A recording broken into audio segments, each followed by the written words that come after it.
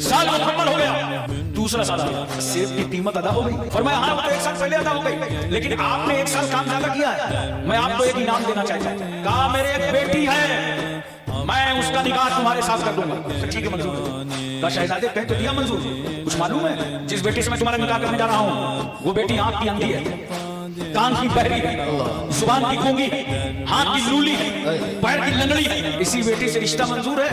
कहा ये बताइए सेब की कीमत अदा हो जाएगी? कहा वो तो अदा हो जाएगी। तो कहा ये रिश्ता मंजूर है, निकाह फरमा दिया।